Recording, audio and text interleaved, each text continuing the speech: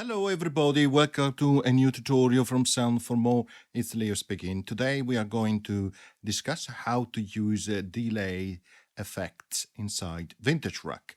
Before I continue, I would like to remind my viewers to subscribe as it helps with growing the channel. Thank you very much. So I'm inside AUM. I have an audio source, which in this case is Eisen from Arturia, and I have a simple brass preset initialize, and this is what it sounds like.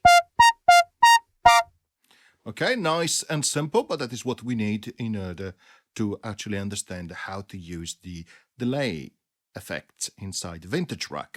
So we are inside VintageRack now. Let's click on empty, and we have seen in the previous tutorial how to use compression, etc. This time we are going to explore delay and reverse delay. So let's click on delay first. First thing you need to know is this meter, which announces the presence of the delay. So let's try.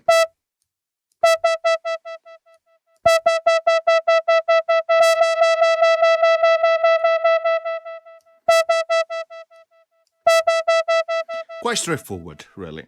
Now let's click on the parameters to analyze what else that you can change. Well, first of all, you can change the timing for the delay to make it slower or faster.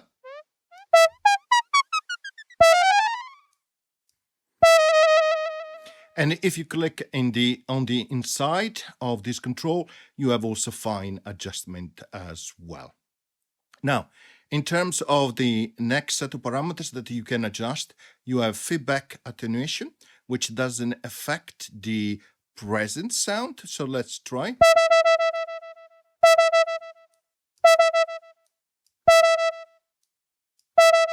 So you can hear that the feedback is actually attenuated on time.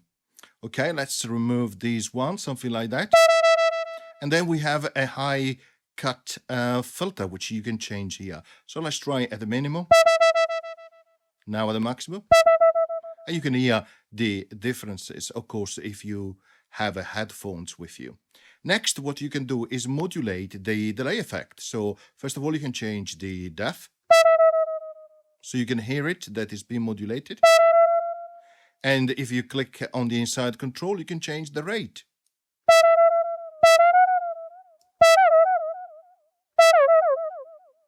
Now, the waveform that is used for modulation is established here, which in this case it was sine wave, but you can have a triangle as well, and also exponential.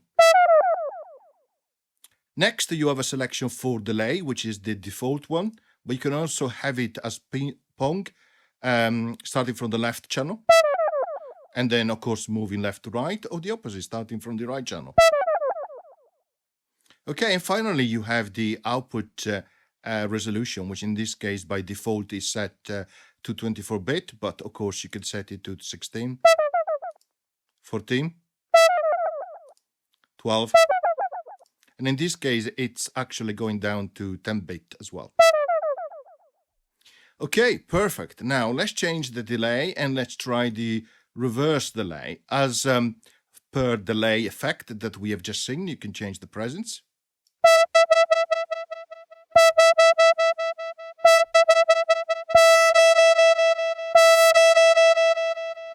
And then inside the parameter, you have adjustment for time again. And of course, fine adjustment as well. You can still have a feedback attenuation.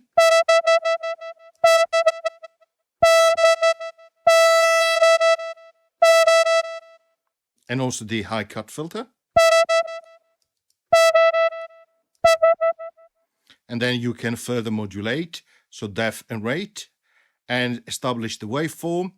And here you also have a new option, which is the Crossfade, which is important because it allows you to establish a natural fading between the start and end of the reverse delay, which becomes very useful. And it can be short, average, or long.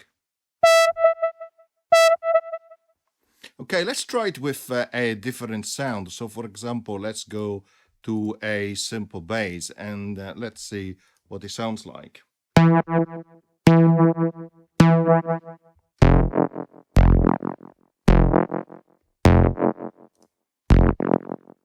So you can hear that the crossfade being short has a dramatic difference. Let's add some modulation, some depth.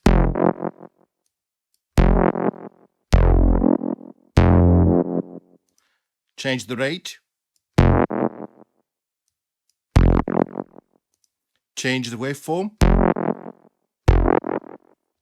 And of course, you can combine the two. So for example, you can put the delay on the next slot. And therefore, you can start to experiment with the two of them, which becomes really interesting, isn't it?